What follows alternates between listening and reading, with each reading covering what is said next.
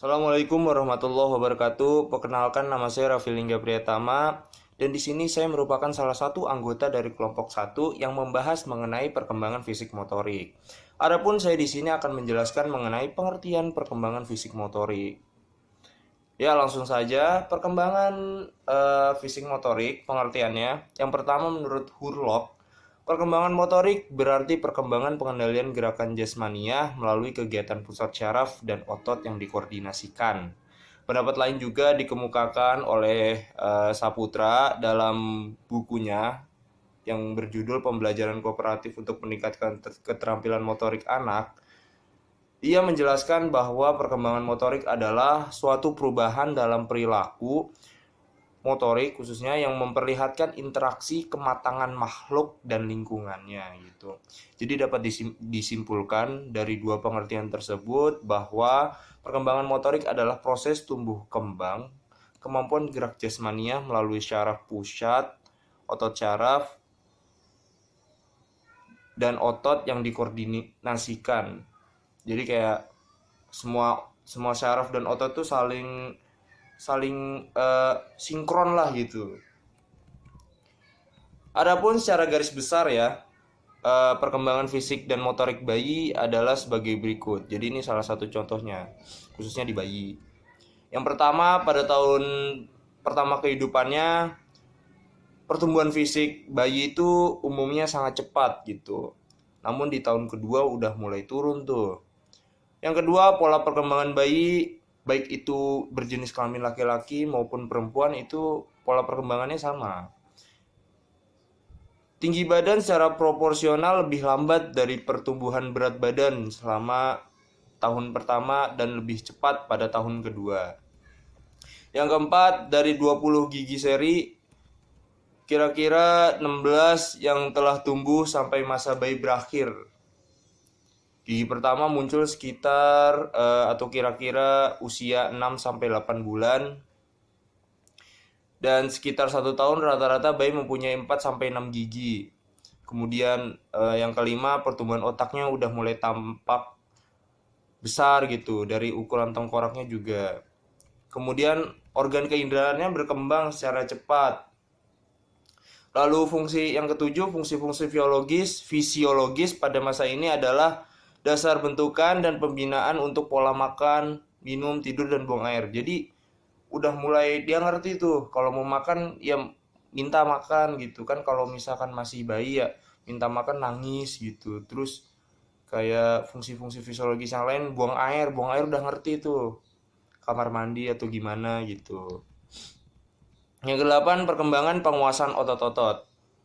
Kayak perkembangannya ini udah mulai biasa tuh gerakan-gerakannya.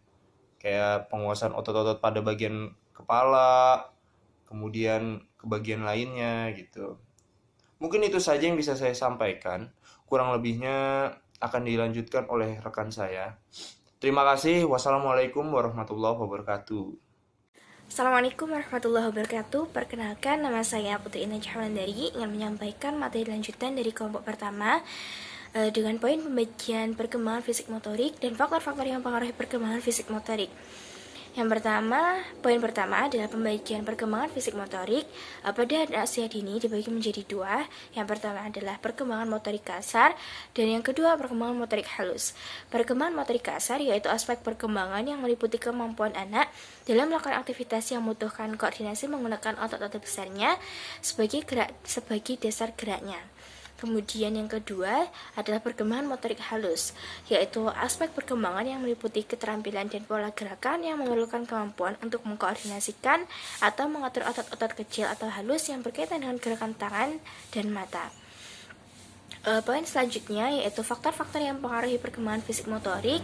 Ada beberapa faktor yang mempengaruhi perkembangan motorik anak yang disampaikan oleh Rahyubi. Yang pertama adalah perkembangan sistem syaraf. Sistem syaraf sangat berpengaruh dalam perkembangan motorik karena sistem syaraflah yang mengontrol aktivitas motorik pada tubuh manusia. Kemudian yang kedua adalah kondisi fisik. Telah disampaikan pada materi yang pertama bahwa perkembangan motorik berarti perkembangan pengendalian gerakan jasmani melalui kegiatan pusat syaraf dan otot yang dikoordinasikan. Nah, tentu kondisi fisik ini sangat penting untuk mempengaruhi perkembangan fisik motorik kita. Kemudian yang ketiga adalah motivasi yang kuat. Seseorang yang memiliki motivasi yang kuat untuk menguasai keterampilan motoriknya tertentu biasanya telah mempunyai modal yang besar untuk meraih prestasi. Kemudian yang keempat adalah lingkungan yang kondusif. Lingkungan yang dimaksud di sini bisa berarti fasilitas, peralatan, sarana, dan prasarana. Yang kelima adalah aspek psikologis. Aspek psikologis, psikis, dan kejiwaan tentu sangat berpengaruh pada kemampuan motorik. Hanya seseorang yang kondisi psikologisnya baik, yang mampu meraih keterampilan motorik yang baik pula. Kemudian yang keenam, yang terakhir adalah usia. Usia juga sangat berpengaruh pada aktivitas motorik seseorang. Seorang bayi, anak-anak, remaja, dewasa, dan orang tua tentu punya karakteristik keterampilan motorik yang berbeda pula. Sekian penyampaian materi dari saya, ada kurang lebihnya saya mohon maaf. Akhiran wassalamualaikum warahmatullahi wabarakatuh. Assalamualaikum warahmatullahi wabarakatuh. Perkenalkan, nama saya Putri Wahyuningsih. Saya akan melanjutkan presentasi dari kelompok kami. Saya di sini akan membahas tentang masalah-masalah perkembangan fisik motorik. Selain faktor yang mempengaruhi perkembangan fisik motorik, juga ada masalah dalam perkembangan fisik motorik. Di antaranya adalah 1. Perkembangan fisik, seperti masalah kurangnya gizi atau malnutrisi. Kurangnya gizi yang diberikan oleh orang tua kepada anak dapat menyebabkan terjadinya masalah pada pertumbuhan fisik anak. Status gizi yang kurang akan menghambat laju perkembangan motorik anak yang berimplikasi pada perkembangan aspek lain. Kemudian juga dengan kelebihan gizi atau obesitas. Ada beberapa faktor yang menyebabkan obesitas pada anak.